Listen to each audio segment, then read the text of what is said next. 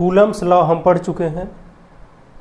Coulomb's law बिल्कुल Newton के gravitational law के सिमिलर होता है, क्योंकि कूलम्स लॉ भी इन्वर्स स्क्वायर लॉ को फॉलो करता है और जो ग्रेविटेशनल लॉ है न्यूटन का वो भी इन्वर्स स्क्वायर लॉ को फॉलो करता है। तो कूलम्स लॉ हम पूरा पढ़ चुके हैं, उसके फार्मूला को डिराइव कर चुके हैं, समझ चुके हैं कि आखिर ये जो कूलम्स लॉ वो कहाँ अप्लाई होता है। आज उसी कूलम्स लॉ को अप्लाई करके हम कुछ क्वेश्चंस को सॉल्व करेंगे, यानी न्यूमेरिकल को अप्रोच करेंगे और देखेंगे कि उस कूलम्स लॉ का क्या एप्लीकेशन है, ये चीज़ यहाँ पर देखेंगे। तो हमारे पास एक क्वेश्चन है, बहुत ही बेहतरीन क्वेश्चन है, बढ़िया क्वेश्चन है। उस क्वेश्चन को हम सॉल्व करने जा रहे हैं और वो भी हम कूलम्स लॉ को अप्लाई करके, जो फार्मूला है 1/4πε0 Q1 Q2/r², उसको अप्लाई करके, और इसमें थोड़ा सा और जो है आपका ग्रेविटेशनल फोर्स का भी कॉन्सेप्ट यूज़ होगा, तो उसको भी यूज़ करेंगे। पहले क्वेश्चन को पढ़ते हैं बहुत ही ध्यान से, बड़े ही बारीकी से। उसके बाद जो जो क्वेश्चन में गिवन चीज़ें हैं उसको नोट डाउन करते हैं और जो फाइंड करना है उसको भी लिखते हैं, फिर जो है उसके हिसाब से अप्रोच करते हैं क्वेश्चन को। क्वेश्चन पहले पढ़ते हैं। क्वेश्चन में लिखा हुआ है अ पिथ बॉल ऑफ 9 ग्राम। ये जो इसका मास दिया गया है, ठीक है, एक पिथ बॉल है जिसका मास 9 ग्राम है, ये दिया हुआ है। कैरीज अ पॉजिटिव चार्ज, इसके पास एक पॉजिटिव चार्ज है जिसकी वैल्यू भी दी गई है, कितना, ये -5 × 10⁸ कूलाम। ये Q1 की वैल्यू, सपोज दैट पहला ये पिथ बॉल है, उसके ऊपर ये Q1 की वैल्यू है, चार्ज की वैल्यू है, ठीक है, ये चार्ज की वैल्यू है। तो जैसे जैसे जहाँ जहाँ जो जो गिवन है उसको हम ऐसे ही मेंशन करते चले जाएंगे। ये क्या है, ये मास है, यानी m की वैल्यू है, ठीक है। What must be the nature and magnitude of the charge that should be given to a second pith ball? एक सेकेंड कोई पिथ बॉल है, क्या चार्ज उसको दिया जाए दूसरे वाली बॉल को, fixed 5 centimetre, 5 centimetre below the former ball, जो पहले वाली पिथ बॉल के जस्ट 5 सेंटीमीटर नीचे रखी गई है, so that the upper ball is stationary.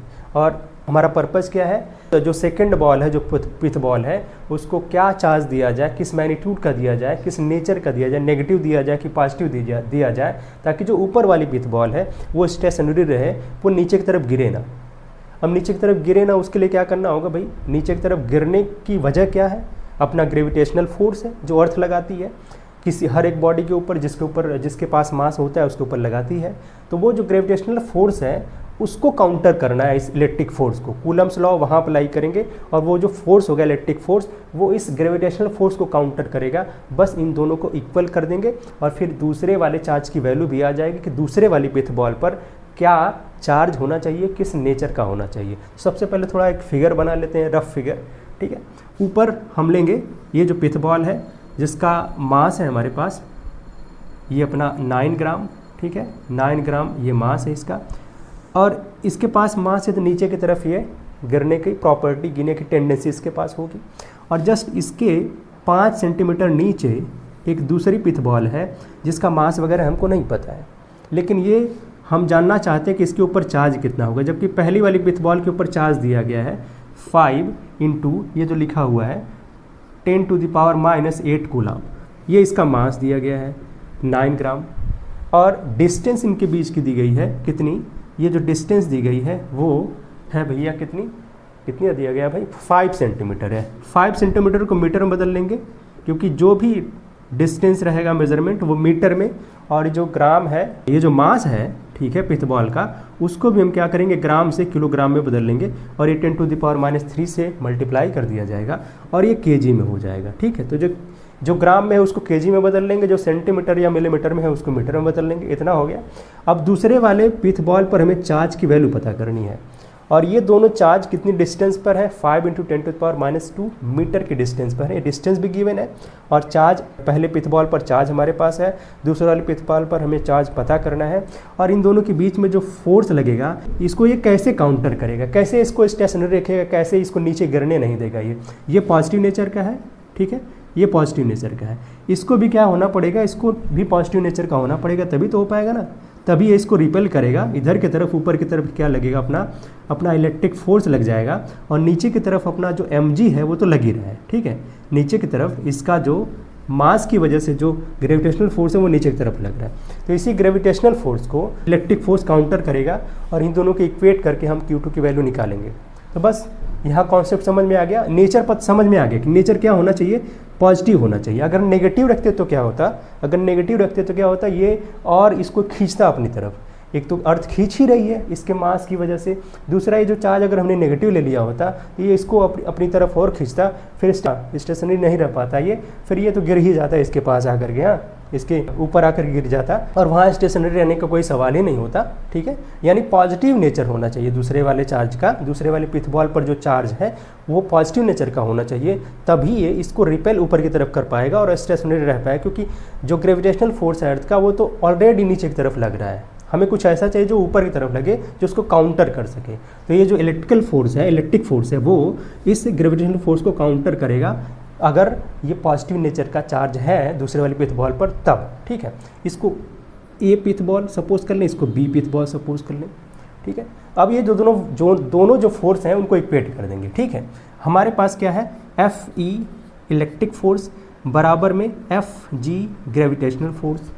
ठीक है, दोनों फोर्स क्या है भाई, फोर्स वेक्टर क्वांटिटी होती है इसलिए बाहर लिखा हुआ, ना भी लिखे तभी कोई बात नहीं। यहाँ हम क्या करने जा रहे हैं, यहाँ सिर्फ मैग्नीट्यूड को इक्वेट करने जा रहे हैं। क्यों, क्योंकि जो डायरेक्शन है वो दोनों अपोजिट डायरेक्शन है और यहाँ डायरेक्शन में कुछ एंगल वगैरह का कुछ सवाल नहीं है, दोनों क्या है अपोजिट डायरेक्शन में है, दोनों को बराबर कर सकते हैं। या फिर अगर ऐसे भी करें कि एक ऊपर की तरफ है एफ ई, ठीक है, तो एफ ई के लिए क्या लिखेंगे, पॉजिटिव लिखेंगे, और दूसरा एम जी नीचे की तरफ लग रहा है यानी ग्रेविटेशनल फोर्स, तो उसके लिए नेगेटिव लिखेंगे, क्योंकि नीचे की तरफ जो होगा वो नेगेटिव लिखेंगे, बराबर में जीरो कर देंगे, यानी नेट फोर्स जीरो करेंगे तभी तो स्टेशनरी आएगा। नेट फोर्स जीरो करेंगे तभी तो कोई ऑब्जेक्ट, कोई बॉडी स्टेशनरी होगी। ठीक है ना, नेट फोर्स जीरो किया, ये पॉजिटिव नेचर का है क्योंकि ऊपर की तरफ डायरेक्शन हम पॉजिटिव लेते हैं।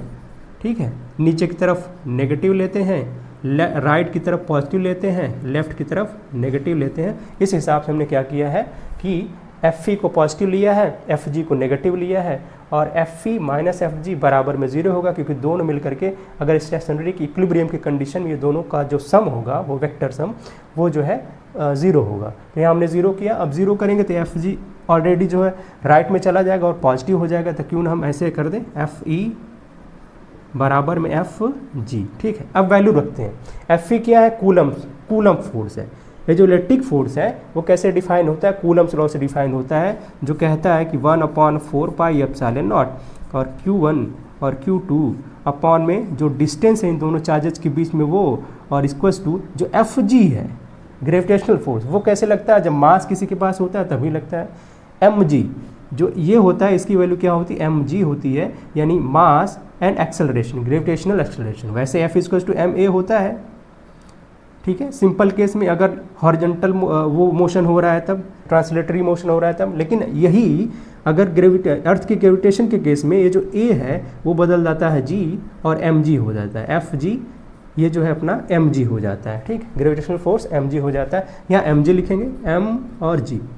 अब सारी वैल्यूज़ को रखना। अब देखिए हमें पता क्या करना है, यहाँ पर Q1 दिया गया है, R दिया गया है 5 सेंटीमीटर, ये M की वैल्यू हमारे पास है, G की वैल्यू हम जानते हैं 10 होता है या 9.8 लिख लेंगे। उसके बाद हमें पता क्या करना है, ये Q2 पता करना है। तो सबसे पहले क्या करते हैं, Q2 को यहाँ पर अलग कर लेते हैं। अच्छा, इसकी वैल्यू फिक्स है तो थोड़ा इसकी वैल्यू पहले लिख ही लेते हैं, 9 × 10⁻9 होती है। इस Q1 की वैल्यू जो है वो भी लिख लेते हैं, 5 × 10⁻⁻8 दिया गया है। Q2 की वैल्यू नहीं पता है, ये हमें पता करना है। R की वैल्यू जो है लिख लेते हैं, 5 × 10⁻2 हमने सेंटीमीटर को मीटर में बदल दिया, बराबर में M की वैल्यू 9 है, और उसके बाद यहाँ पर 9 को हमने क्या किया है, किलोग्राम में बदला है, तो ये हो गया। ठीक है, 10⁻³ उसके बाद क्या करेंगे, ये जो G की वैल्यू है 10 या 9.8 ले लेते हैं। ठीक है, क्लियर है। अब देखें यहाँ से 9, यहाँ से 9 कट जाएगा। ठीक है, और यहाँ से 5, इस 5 से कट जाएगा। यहाँ देखें 10⁻9 है, 10⁻8 है, मतलब 10 बचेगा यहाँ पर, और 10 बचेगा, और फिर यहाँ पर ये जो 10⁻2 है ये ऊपर जाकर के क्या हो जाएगा, ये ऊपर जाकर के प्लस हो जाएगा, 10⁻1 और 10⁻2 ये प्लस में हो जाएगा तो 10⁻3 हो जाएगा। ठीक है, और Q2 की वैल्यू क्या आई, यहाँ पर आया है 10⁻3 और Q2, और कुछ नहीं बचा लेफ्ट में, राइट में बचा है ये अपना 9.8 और 10⁻³ ठीक है। अब Q2 अगर यहाँ से फाइंड करना चाहेंगे तो क्या करेंगे, इस 10⁻3 को इधर जा करके डिवाइड करेंगे, जब डिवाइड करेंगे तो क्या होगा, ये इस तरह से डिवाइड कर देंगे यहाँ पर। ठीक है। जब डिवाइड करेंगे तो ये वैल्यू यहाँ से ऊपर जब जाएगी तो नेगेटिव हो जाएगी, 10⁻³ हो जाएगी, और -3 पहले से भी है यहाँ पर, इसलिए 9.8 और 10⁻⁻6 इतना कूलाम आएगा। ठीक, 10⁻⁻6 आ गया, इसको हम ऐसे भी लिख सकते हैं 9.8 और माइक्रो कूलाम। ठीक है, इतना चार्ज होना चाहिए, वो भी पॉजिटिव नेचर का होना चाहिए। ठीक है, इतना चार्ज ऑफ पॉजिटिव नेचर। ठीक है, पॉजिटिव नेचर, इस पॉजिटिव नेचर का चार्ज दूसरे वाले पिथ बॉल पर होना चाहिए, तभी ये पिथ बॉल जो है पहले वाले पिथ बॉल को रोक पाएगी, नीचे गिरने से रोक पाएगी और इसको जो है स्टेशनरी पोजीशन में रख पाएगी। और ऐसा कब होगा? जब ये अपना इलेक्ट्रिक फोर्स है वो ग्रेविटेशनल फोर्स को काउंटर करेगा, उसको बैलेंस करेगा, बराबर करेगा। ठीक है, उसको जो है काउंटर करेगा। क्वेश्चन अच्छा था। अब आगे दूसरा एक और क्वेश्चन देखते हैं। इसमें एक दूसरा क्वेश्चन बहुत ही बेहतरीन है बच्चों। What should be the magnitude of a charge Q, small q दिया गया है, placed at the center of the line joining two equal charges। दो इक्वल चार्जेस वो Q है, कैपिटल Q है, ये थोड़ा भूल गए हम। ठीक है, यहाँ पर जो दो इक्वल चार्जेस हैं वो उनका मैग्नीट्यूड Q है, capital Q, so that all three charges are in equilibrium. दिया गया है आपको कि ये जो दो कैपिटल Q मैग्नीट्यूड के दो चार्ज हैं, दो कुछ डिस्टेंस पर रखे गए हैं दोनों चार्ज, उनके बीच में स्मॉल q जो चार्ज है वो रखा जा रहा है, और इस स्मॉल q जो चार्ज है उसका मैग्नीट्यूड क्या होगा इसके टर्म में। ठीक है, इस कैपिटल Q के टर्म में क्या होगा, ताकि ये जो तीनों चार्जेस हैं वो इक्विलिब्रियम की पोजीशन में रहें। मतलब क्या कि अगर ये तीनों चार्ज यहाँ पर रखे जाएं तो फिर किसी भी चार्ज पर ऐसा फोर्स ना लगे कि वो वहाँ से डिस्प्लेस हो जाए, यानी कहीं और चला जाए, दूर भाग जाए या फिर किसी की तरफ अट्रैक्ट हो जाए। तीनों को जहाँ जहाँ रखा गया है बिल्कुल उसी पोजीशन पर वो रहें। ठीक है, कहीं डिस्टर्ब ना हो उनकी पोजीशन, इसी को कहते हैं इक्विलिब्रियम की पोजीशन। तो सबसे पहले हम क्या करते हैं, इस कैपिटल Q को रख देते हैं, अरेंज कर देते हैं। दो मान लिया हमारे पास चार्जेज हैं ये, और इनकी डिस्टेंस हम सपोज कर लेते हैं कुछ भी, और एक ये दोनों QQ चार्ज है, कैपिटल Q चार्ज है। ठीक है, ये दोनों सपोज दैट कुछ डिस्टेंस पर रखे गए हैं, और इस स्मॉल q चार्ज को इन दोनों के बीच में रखा जा रहा है, इन दोनों को ज्वाइन करने वाली लाइन पर रखा जा रहा है। ठीक है, तो देखें अगर ये दोनों पॉजिटिव चार्ज हैं, एक ही साइन के हैं, ठीक है, तो इनके जस्ट बीच में रखना पड़ेगा हमें q चार्ज को। ठीक है, जस्ट मिड में रखना पड़ेगा, तो हम इसको मिड में रख ही देते हैं पहले। ठीक है, जो स्मॉल q है उसको हम यहाँ मिड में रख देते हैं, और सपोज दैट कि ये जो मिड पोजीशन है यहाँ से ये x डिस्टेंस है, और दूसरे वाले चार्ज से भी क्या है, ये x डिस्टेंस है। ठीक है, दूसरे वाले चार्ज से भी ये डिस्टेंस कितनी है, x है। क्लियर है?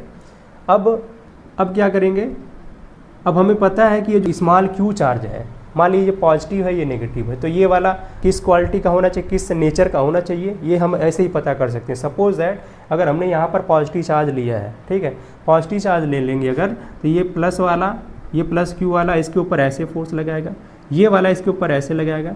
तो ऐसा हो सकता है कि अगर इसको नेगेटिव लेते हैं हम, तो क्या होगा कि ये वाला इसको अपनी तरफ इधर खींचेगा, और ये वाला इसको अपनी तरफ इधर खींचेगा, और दोनों जो चार्जेज, दोनों जो फोर्स होंगे वो बराबर होंगे, और इस वजह से इक्विलिब्रियम की कंडीशन में रहेगा। तो इसको तो हमने मिड पर रख दिया है, इसका काम खत्म हो गया, मतलब ये तो इक्विलिब्रियम में है ही।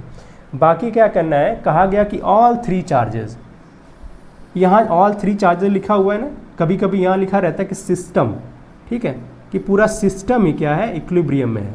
तो सिस्टम का मतलब उसमें जितने चार्जेज हो गए सबको इक्विलिब्रियम में करना पड़ेगा, सिर्फ एक चार्ज को नहीं, सबको। तो यहाँ देखें स्मॉल q को इक्विलिब्रियम में हम रख चुके हैं, इक्विलिब्रियम की पोजीशन पर रख चुके हैं क्योंकि मिड पर रखा है हमने। अब ये बारी है इन दोनों की, कैपिटल Q जो इधर दोनों साइड है, इसमें से किसी एक को भी इक्विलिब्रियम वाली कंडीशन में ला दें, तब जो है हमारा काम बन जाए। हाँ, क्योंकि ये तो इक्विलिब्रियम कंडीशन में है।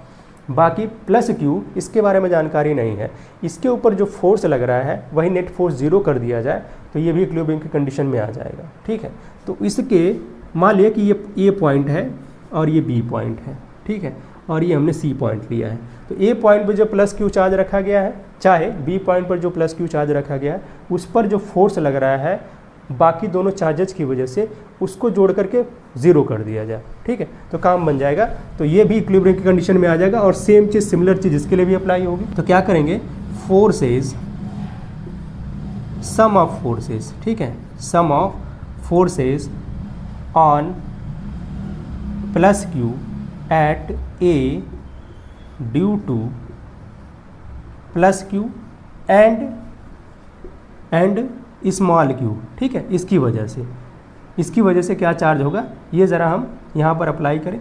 ये क्या होना चाहिए, ज़ीरो होना चाहिए। इक्विलिब्रियम के कंडीशन में ये ज़ीरो होना चाहिए, equals to zero in equilibrium.